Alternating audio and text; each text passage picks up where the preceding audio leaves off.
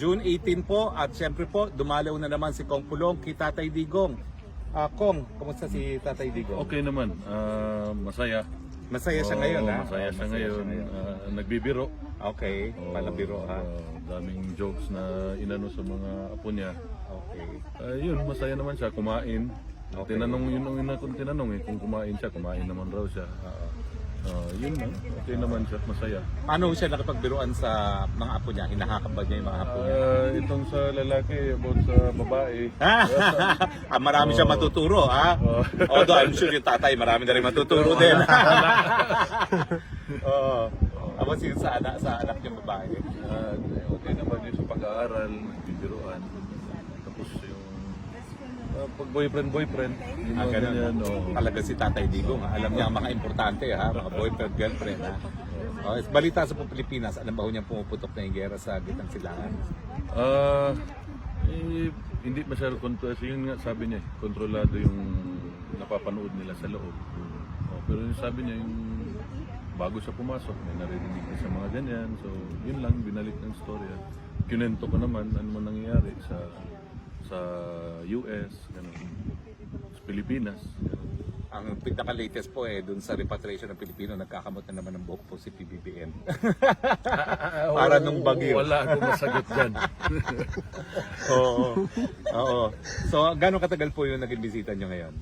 Ganun pa rin, na 3 o'clock lang nag-start. 1 hour 30 minutes pa rin yung visitation. Namasahe nyo po? Yes, always yan. Every time nandun tayo, minamasahe ko.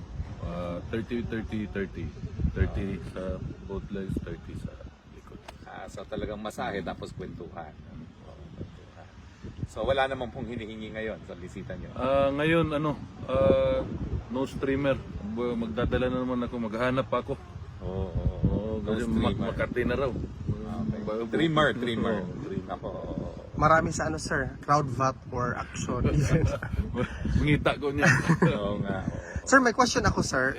What is your reaction about Attorney Harold statement pertaining to your allegation na kung hindi mo daw mabigyan ng evidence Attorney Harold, sir, sa Harold Abel, Sino yan? yung sa Wansambayanan, sinabi, sabi kasi niya, Alyeha, correct. Kung hindi mo daw Sabi niya- substantiate Correct. Ano yan?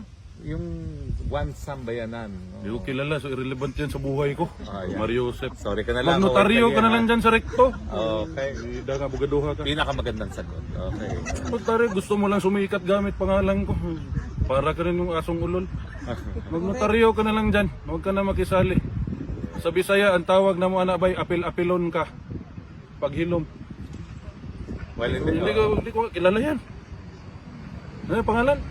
Howard Calleja. Howard Calleja, sir. Attorney Howard Calleja. Magnotaryo ka na ng skalye.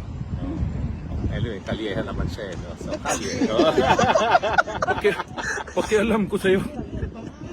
Pero yung sinasabi nyo yung, ano masasabi nyo nga doon sa mga kapwa Pilipino pa natin, no? Nagsasabi na dapat wag daw tanggapin ng ibang bansa si Tatay Digong.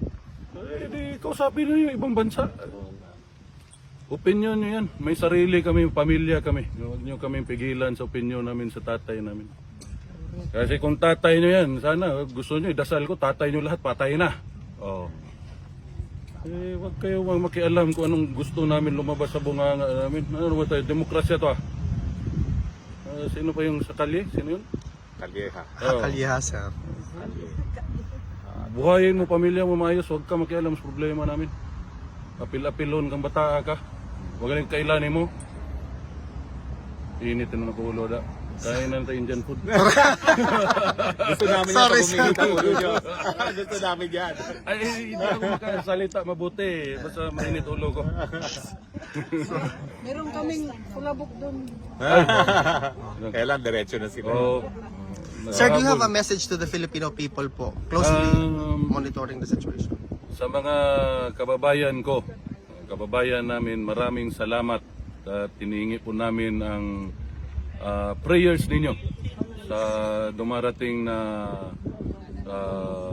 panahon para sa health ng tatay namin. Maraming salamat po ulit sa inyong lahat. Thank you, sir. Maraming salamat po. Until Thank tomorrow you, sir. po. Mabuhay po kayo, sir. Thank you. Alam